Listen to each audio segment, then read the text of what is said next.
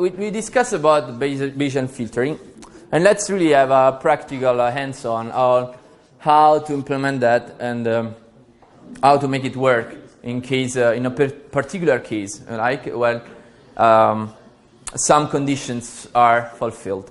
So, as I was already saying, Kalman filter and his brother extended Kalman filter are really very used in engineering and very used in also in robot navigation and mapping. We will learn today that if we meet certain conditions, this is the best you can do. This is the best you can do. Especially in SLAM, where SLAM means simultaneous localization and mapping, so the joint problem of localizing the robot and estimating a map. Bayes filter is one of the most used tools. So again, to remember what we've done just 15 minutes ago, there is a prediction step and a correction step. Prediction step implies a motion model, and correction step implies a sensor model. Again, prediction means that if I am a certain state and I give a certain command, now what is the probability of being in the current state? And the correction is something like, given that I have the sensor readings and I know where I am, how likely is it? Good. These two things can be really think about a two-step, okay? First you predict and then you correct. And then you predict again, you correct again by using the belief of the previous time. So it's really can be thought as just a two-step process. Okay, good. Let's talk about the Kalman filter. So it's a Bayes filter, and it's a realization of the Bayes filter. Especially speaking, it's a perfect estimator. It's an optimal estimator for a linear problem with Gaussian errors. This happens very often. Actually, yeah, it's an optimal solution, as I was saying, with Gaussian distributions. What is a Gaussian distribution? I guess you guys know. And the Kalman filter assumes that everything is Gaussian. So all the noise can be modeled with a Gaussian distribution. So that's a case of 1D or a case of 3D. That's a nice ellipsoid. In 1D, you guys know that this is the mean, right? Let's say that's the mean. In 3 sigma, plus minus 3 sigma, 99.98% of all the events are in this 3 sigma. Something similar can be said in the 3D case. The shape of the normal distribution is like this. So it's 1 divided 2 pi sigma, the determinant of that, and that's an exponential that is centered in negative exponential centered in mu, where mu is the mean and x is your value. You guys know the Gaussians, right? Yes. Good. What is interesting here is that the Gaussian distribution has very nice properties. These include that the marginals are Gaussians and the conditionals are Gaussian. So, wait a second. You have a certain state x that is composed by xi and xp, and you know, as a fact, as an assumption, that p of x is a normal, follows a normal Gaussian distribution. So, if I'm interested to know what is p of x, what's the shape, what's the PDF of p of x given a? Well, the theory tells you that it's a normal. And same thing for another component. It's all normals. Something similar can be said about the conditionals. So that means p of a given xp and p of b given xa. It's still a normal. That's very useful for all the derivation we will show today. Let's dive a bit on this, right? So, given that we know that Px it's normal distribution, we know that the joint that P of x exploding x as Px of b, P of xa and xb, it's normal with average mean, with mean mu and sigma and covariance sigma. And we can say that maybe mu is nothing else than a vector like this, and maybe each vector here is two-dimensional, who knows. And therefore the covariance matrix here as a block of 2 by 2. Each block is 2 by 2 maybe, something like this, we can say that. Okay, to compute the marginal distribution, you don't do, you do this thing. So p of x given a is the integral of the joint one, differentiated on the variable you want to pull out. This is the money generalization, right? Still, it's normal with the same mean and sigma. With mean, that is the mean of pxa, and sigma is just the first upper left block of the covariance. This comes from basic manipulations. Something similar can be said by the conditional probe distribution. I'm not going to explain it this year because this is not straightforward, or it will take more than 5 minutes. What is important here to see is more than the way to derive it, but one important characteristic. The conditional, so p of xa given xb, that is still a Gaussian, the mean and the covariance is actually characterized by this part. Look, there is an immersion, a matrix immersion. So now I'm going to ask you guys, what do you think is a problem with a matrix immersion there? It's definitely a square matrix, so there is no pseudo inverse, mod, Penrose stuff. So what do you think there is might be a problem with an immersion there? Guessing. Yeah, so first, inverting a matrix is costly, computationally costly. And imagine that now this sigma BB is really big, okay? So it's not 2 by 2, but it's 200 times 200. This basically will dominate the entire computation of the average, because it takes a very long time, and it's really a delicate thing to do, especially if the values are really small or very big. Moreover, what happens now if we have an incredibly high uncertainty in this BB part, okay? What do you think it will happen? We are really super uncertain. What do you think it happens in the immersion? Well, what will happen is that basically this thing will be close to 0.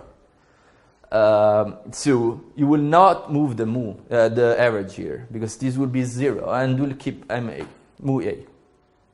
Why? Because 1 divided a very, very big number is basically 0. Yeah, good, okay. Also, okay, good. We know this. We know the marginals, we know the conditionals. Let's see what the Kalman filter looks like. The Kalman filter is this one. Literally, this is the two equations that express the Kalman filter theory. The theory basically says that it's really Bayesian filtering. I will tell you how. This is the new state I want to estimate. This is the state I know already, and this is the control I'm giving, and this is Gaussian noise. Let's talk about the first line. Huh? Right. So there is something though that multiplies x and multiplies u. Sorry. X is multiplied by a, and basically tells you how the state will evolve without any control. Imagine that you don't have anything here, right? Just xt minus 1. So what I'm basically saying is like, there is like, you can model how the evolution of the state goes by itself, okay? Something like, I don't know, maybe there is some physical process, linear physical process, that basically will say, if I don't put any input to my system, my state evolves by increasing over time, for example. That's something that you can put in A. And what is B? B is designed in a way that you're basically saying how the control influences the state. So a control can be whatever, like, I don't know, like the example we said before, like go 1 meter forward, or turn left, or something like this. So how to actually reach the state from the control, that's B. And C, this eta t is nothing else than noise. In this case, guess which kind of noise it is? Great. Yes. Okay, this is one, and that's what is this. So we see here, this is the state, this is the observation. So, again, what's the observation at time t is, and there is a matrix C that multiplies the state and the noise. So this matrix T, C, plays the role to map the state into the observation. Right, so all these metrics, A, B, C, actually for the full-blown Kalman model, there is even another one, but we keep it like this, okay?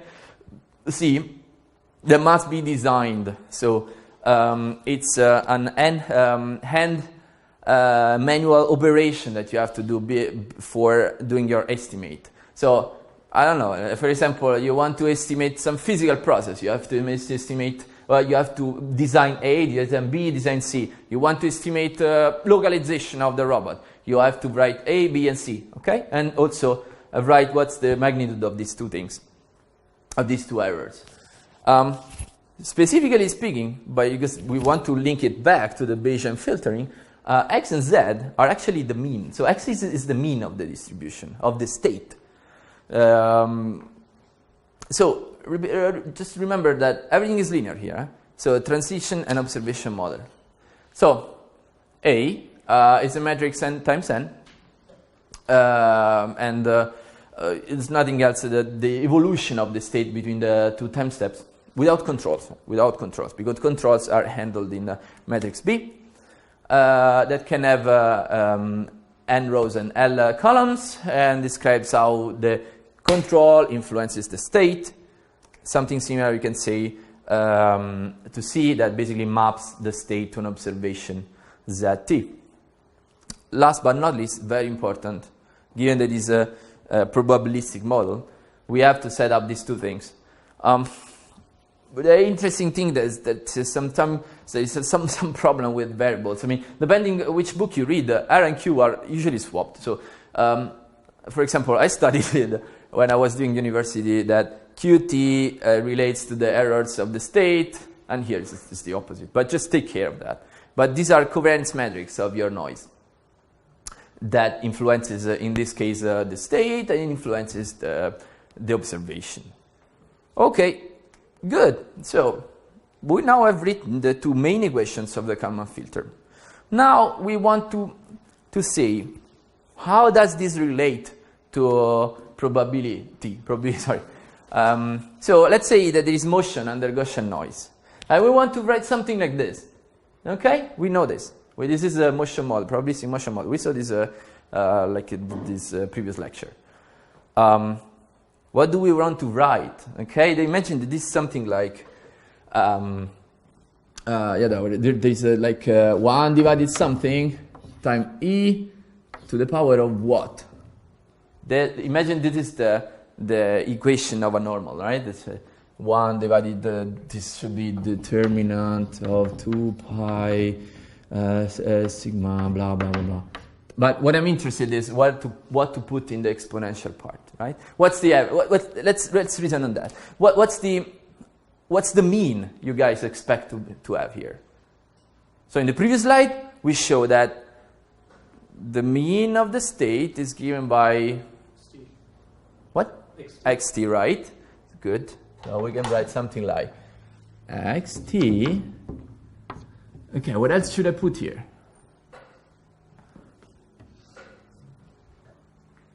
So that's the mean, fine.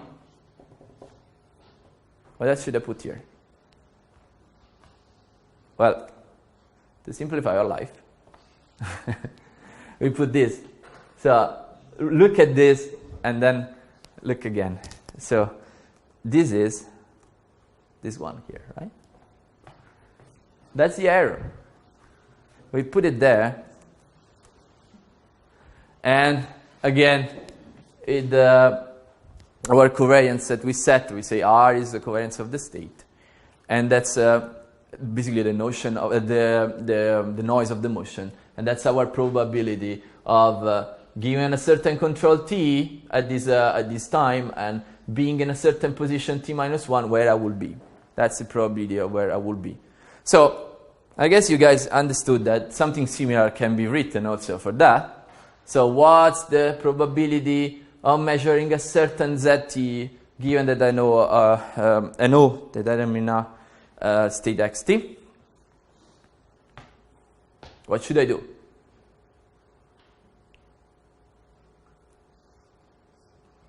Yeah, they should do something similar, right? Exactly the thing we've seen. So again, measurement noise, and that's the error we find out. Good, okay, fine. This is all fine. What happens now? Okay. We remember that it's a recursive filter, and what we're trying to do here is to have we aim at a two-step update with a motion model and a sensor model and the previous belief and the belief of the current predicted belief. We want to be sure that everything we have done still stick to the Bayesian filtering and still stick to the idea that the belief is governed by Gaussian distribution.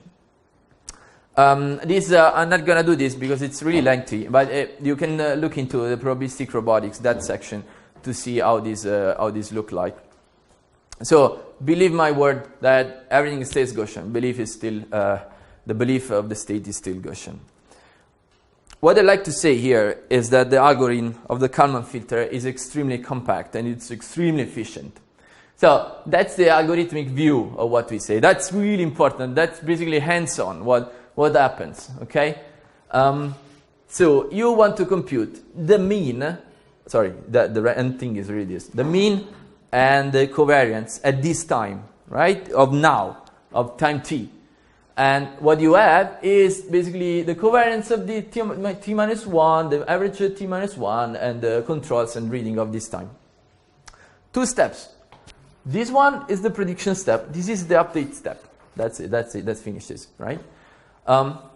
Right. So let's look what happens. So this one is the formula we have seen before. We said that's the mean. That is ax minus pu plus bu. What is this? This is how to update the covariance, how to update the uncertainty. Very important. What this formula says is that if that the covariance basically increases over time, right? This is the model matrix, right? That influences how the covariance expands. Plus, the covariance always increases also because there is RRT, that is the noise. So it's always additive noise. So if we have a magic system where we have no error, the thing stays the same. But given that we know that there is, this always increases, inflates.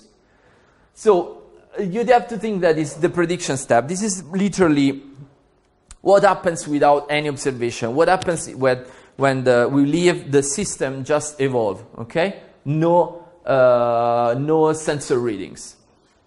But then what happens? Now we want to update that. We want to do the observation step, prediction and correction.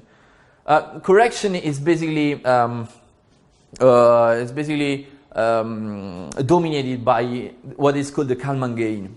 Kalman gain basically tells you how important is the update you have to do. And Kalman gain has the peculiarity of that is directly influenced by the noise Qt. Then you update the mean and the covariance. What is actually interesting here is to see what happens in two extreme cases. In one case where, for example, you have no measurement noise, so Q is equal to 0, and the case where Qt is gigantic, okay? Let's have a look on the blackboard.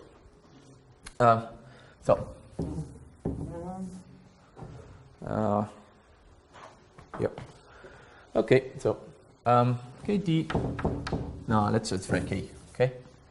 K is equal to sigma C T, that's transpose, sorry, and C sigma C T, that's it, because we say that Q is 0, because we perfectly know that Q, we have no error whatsoever. So you can rewrite that as something like this.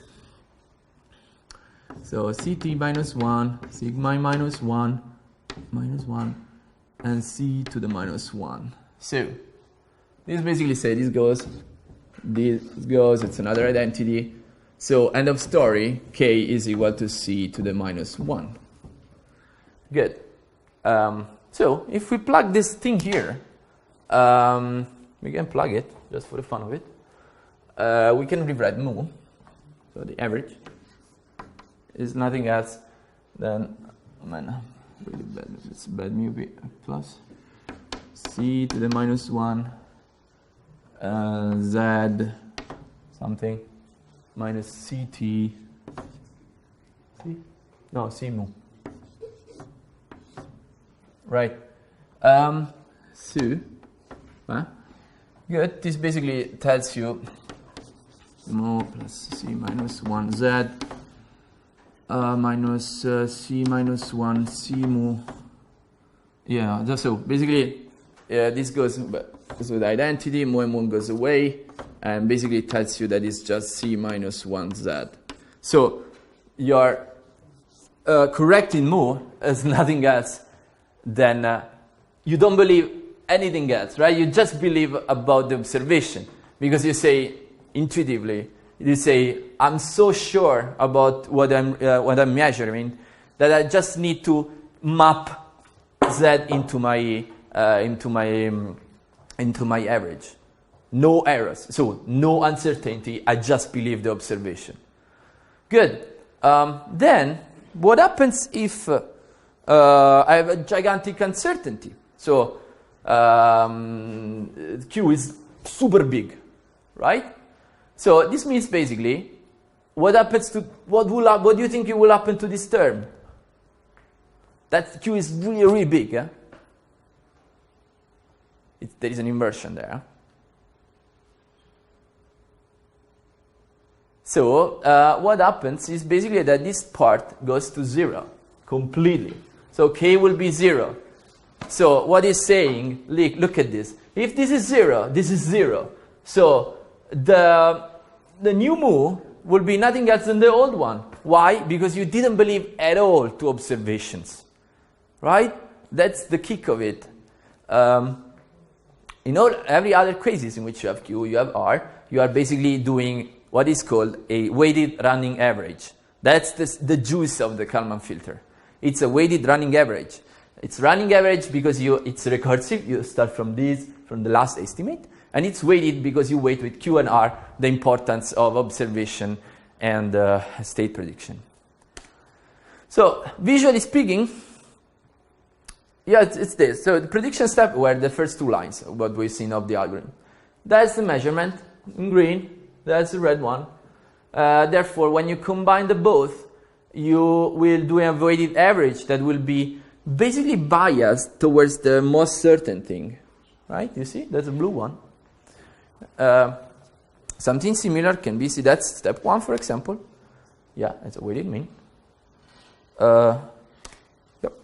And again, that's the last step we did. We reuse this state, the current state, for doing another prediction, another measurement, and it's corrected. It is something in between, you see. It's a bit shifted towards something that you are more sure, and so on.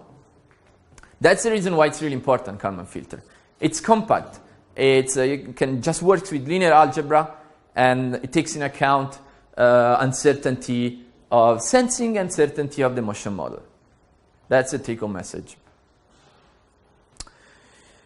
Yep. Well, okay, we've seen this. So remember, there are some assumptions. These are assumptions. I mean, you build the Kalman filter on the fact that the word follows a Gaussian distribution, and we have a linear motion observation model. So this means linear here, A times X, and B, C times X.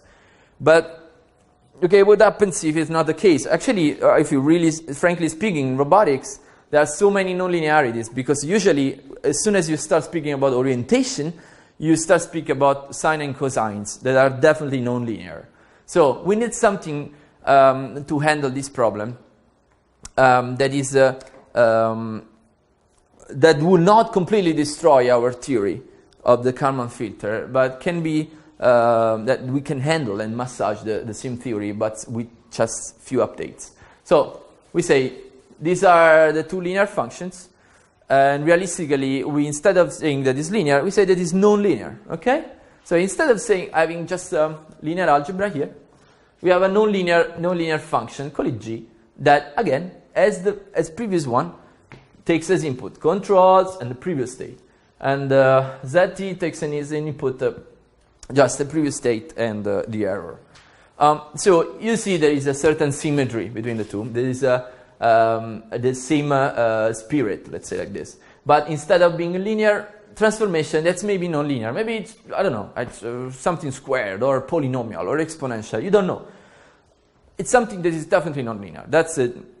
That's an important thing. So in this way, we have to find a way of reusing Kalman filter with this. So this is a visual explanation of what happens in the case of linearity, in case of non-linearity. So let's say that we have this mean, okay, mean of px. Think about just probability. Just forget about what we are discussing now. Let's just speak about probabilities. So we have a linear mapping between x and y, okay? And this linear mapping is given by ax plus b. And we want to map this mean to y, okay? We already know that if it's linear, it must be Gaussian. And this makes sense, right? That's Gaussian. That's the same thing. Good. But if it's non-linear, oops, this is very bad. I mean, it's not so terrible, this function, but it's definitely non-linear. And we want to map the mean here, or the entire distribution. Let's say we map the entire distribution. This definitely, the gray one, is the mapped one through that function. So we take each point here, we map it onto this function, and this is the result. The gray thing is the result.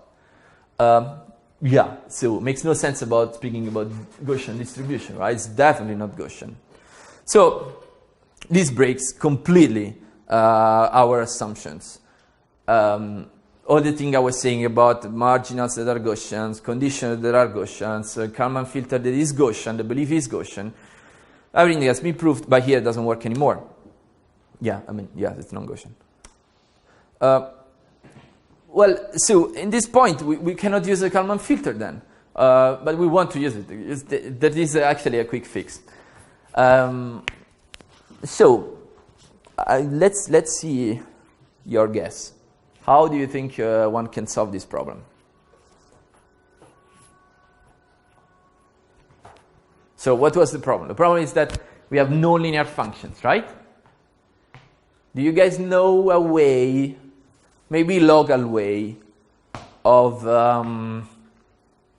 making a nonlinear function linear one? I think you had it somewhere in there before, just linearize it. Yeah, but what does it mean? In a point. Yeah. But then you can only work there. Correct. You can only work on that point.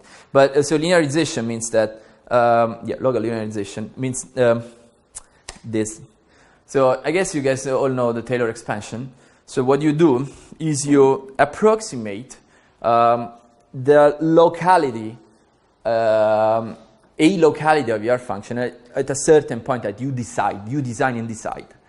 So you take, you evaluate your function, nonlinear function g as in the position in the current average mu of t of minus 1, plus you add the first order derivative. This guy, it's a first order derivative. I mean, in case that you have a valued function, it's no more a simple derivative, but it's you have partial derivative collected in a matrix that is called a Jacobian. But it's nothing else than a derivative in a multi-function way with multiple variables. So you have x, y, z, and you have a function that is f1, f2, f3. You have a matrix where per line, we'll see this in the next slide. Per line, you have a derivative of that of each function with respect to each variable. So it's the generalization of a derivative in multi-value function. And then you evaluate that at around the localization, the linearization point, so mu of t minus 1. Same thing you can do with correction. So same thing you can do with prediction and then correction, and you call it G and H, the Jacobian matrices. That's a trick that is used everywhere, the first order Taylor expansion. So now, yeah, that's a Jacobian, it's a nonlinear square matrix. Imagine that you have a function like this, so that basically tells you that it's a function g1, g2, g3, g x, and x has I don't know many variables between x1 and xn, and you have basically yes. One question. So is the Jacobian then like a tangential hyperplane? Correct. Yeah. You can really think like this. Imagine that you have a manifold that is a paraboloid. The Jacobian express you a plane tangent to the linear point of evaluation. Yeah. Yeah, so this is the Jacobian that basically, you see, per line you have one function and all the variables. Per line you have other function, all the variables, so on. So, as it says, visually it's like this. Geometrically, the geometric intuition is literally like that. So, imagine that you have this very nice smooth manifold. This is the Jacobian, right? Something like this with a paraboloid. Yeah, it's basically a gradient for a valid function. Good, so if you do like that, then you have linear functions. That's it, really. And you can use the same, you can almost use all the same techniques for Kalman filter with this small fix. That's kind of exciting because now we see that this is linear, we show it, and this is non-linear. But what happens here is that you have the local mean, local estimate of the mean. You take a tangent to in this point, and then you basically map it in this linear case. You can map it in this other point, right? So it's interesting to see one thing. The red thing is what is let's say the estimation of the extended Kalman filter, the Gaussian of the extended Kalman filter, and that's the blue one is the one that is the real estimate that you should do. It's the best estimate given these nonlinear mapping, and you do with MCMCs, complicated things. But what you have to think is like this is the blue one is the best approximation you can have of a Gaussian, of this weird non-Gaussian distribution, and the red one is the one estimated by the Kalman filter. What happens is if your input has a way larger covariance, way larger variance, your estimate gets farther and farther away from the correct one, from the correct distribution. And instead, if all your values are close to the mean, then you're really close to the correct Gaussian computation. So what basically means, right? Means that if you are working around the linearization point, if all your values are around your linearization point, this local linearization makes a lot of sense, doesn't produce large errors. Instead, if your values are distributed everywhere and it's super flat there, the distribution, then your EKF approximation is not a great tool. Good. Something similar. That's the thing we said before. How can you write a motion model? You can say that it's circa equal to the mean evaluated in this point. That's the first order Taylor expansion times. I remember the noise. It's exactly similar to the slides we showed before. And something similar can be said for the linearized observation model. Again, H, remember, an H and G, also G, is a nonlinear function evaluating in the mean, okay? And HT is the Jacobian. So this holds. Again, so, you guessed, nothing really changes in the AKF if we do that. So the big change here is that mu, so the estimate of prediction and the correction step, instead of being a linear model, is just a G. There is no linear one, and where is it? Well, GH is somewhere. And here we have the one for the observation model. All the rest, the update, the Kalman gain now it's dominated. It's characterized by the Jacobians instead of being just a linear function. This the Jacobian. And also G for the covariance prediction update. But nothing else changes. The spirit remains exactly the same. We just follow local linearization, Jacobian computation, and then follow the same principle of before. Yeah, you see, so A and G is swapped, and we have G, the nonlinear functions, and C and H. That's exactly the same. Good. So what we learned today is that we learn how to use a Kalman filter. We know how the Kalman filter works. The algorithm is virtually 8 lines of linear algebra. And we know now also how to extend it in case of nonlinear models, because as we know, Kalman filter is optimal with respect to linear model and Gaussian distributions. So we basically do local linearization, first order Taylor via first order Taylor expansion, and this works pretty well. I mean, consider that until a few years ago, an application of AKF, that is a SLAM with extended Kalman filter, was a very successful area. And was producing very good results. And always remember that when you do AKF, the importance of the linearization point is really a key. Because as you saw, what is estimated by the AKF can be very wrong, but very far with respect to the real estimation. For about literature, you can read Kalman filter and AKF from Probabilistic Robotics of Sebastian Trun, and also a very good paper of Schoen, and a very nice hands-on tutorial done by Welch and Bishop. I mean, Welch was directly working with Kalman, so it's a guy that knows what he's talking about. That's pretty much it. And yeah, if you have any questions, please. Otherwise, we're pretty much done. Good. So that's it.